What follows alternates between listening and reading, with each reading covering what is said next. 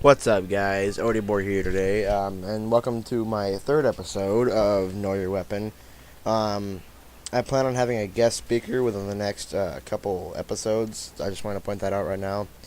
And sorry if I sound a little quiet. It's getting kind of late. I don't want to disrupt my parents, anything like that, because that's never a good thing when your parents are asleep and you wake them up, because then they're usually pretty pissed. So. But as you guys might have noticed already, this weapon is kind of an odd-looking weapon. Now, granted, it is one of my favorite weapons in real life, and I would do anything to own one. And I've seen them fired, but I've never really gotten to fire one myself. And I hope to sometime in the future. But the weapon, might I add, is the Steyr AUG. Sorry about the little trip up there.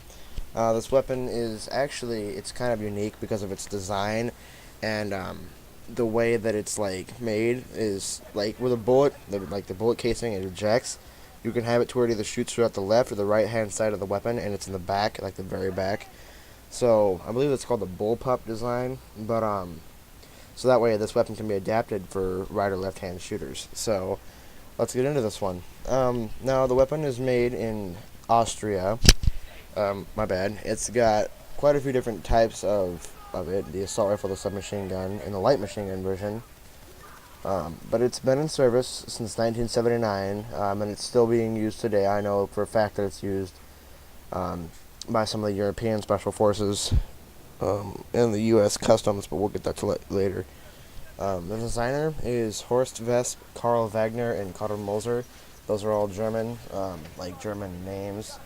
So, but the weapon has been it was being designed in 1977, so it's a fairly old weapon if you think about it. But it's manufactured by Steyr Meinlicher, and it's been in production since actually 1978. So it was only a year afterwards that it was actually put into service. So that's pretty good. And then they came out with the submachine gun version in 1988, which is the AUG. But that's also something I'm going to mention a little bit later. The weight of the weapon, the assault rifle version, is 7.9 pounds. The not the light machine gun, but the submachine gun version, the AUG is the 7.3 pounds, and it's 8.6 pounds for the H-bar, which is the LMG. You guys probably know that weapon from Modern Warfare 2, I believe is what it was in. So the length of the weapon is 31 inches. That's the assault rifle version. The submachine gun version, it's actually 26 inches. So that's actually pretty short compared to the assault rifle. It's a massive reduction. And it's about 35 inches for the AUG H-bar. So I'm rolling up on 36. It's actually 35.4 inches, but I don't want to get too precise because it's not necessary. Length of the barrel, that's 20 inches. The H-bar is 24 inches, or actually going on 25. And the Para is 16.5 inches. But the cartridge it shoots is actually it's the same as the M16. It's the 5.56 or 5.56, but my bad, by the 45 millimeter NATO round, and it also shoots the 9x19 Parabellum round. Well, but don't get that confused with anything else. That's just for the submachine gun. It shoots 680 to 750 rounds a minute. That's from submachine gun to assault rifle to large machine gun in that order. The muzzle velocity is... Actually, no, I had that backwards. My bad about the rate of fire. It's 750 is the submachine gun version. The 680 is the LMG. I know that for a fact because I've seen the AUG fired once at a firing range down over by St. Louis, but it was definitely a lot faster than the assault rifle I've seen up here.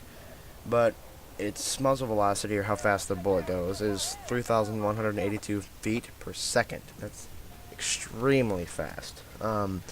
Its effective range, like how well, like the range it can be used effectively, is 980 feet. So going up on 1,000 feet, it's actually not bad. It's going up on 10 football fields for you guys who don't know how. No, not even 10 football fields. Probably like a little over 3 football fields. My bad. Wow. The maximum range of the weapon is 8,900 feet. So get that in mind. That's the maximum range. That's definitely not very effective. That's probably if you're aiming like a little bit higher than usual and just holding down the trigger.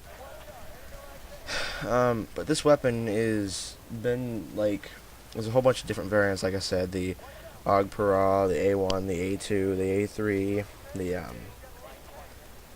the H bar. I mean, there's all kinds of different ones. Like the American version, or it's like a very similar one, is the STG 556. So, and I'm guessing that stands for Sterngewehr. Maybe it's because some German guy over here changed it. I'm not exactly sure, so I'm just gonna not even pull that up. But now we're gonna start closing this video up. But it was used, and its users are Argentina, Australia, Austria, Bolivia, Bulgaria, Cameroon, Croatia, Djibouti, Ecuador, the Falkland Islands, Gambia, Indonesia, Ireland, Italy, Luxembourg, Malaysia, Morocco, Netherlands, New Zealand, Oman, Pakistan, Papua New Guinea, Philippines, Saudi Arabia, Serbia, Taiwan, Tunisia, United States Immigration and Customs Enforcement, and Uruguay. So that about wraps up this video, guys. Thank you for watching, and please remember to subscribe and stay tuned for the fourth episode, my bad,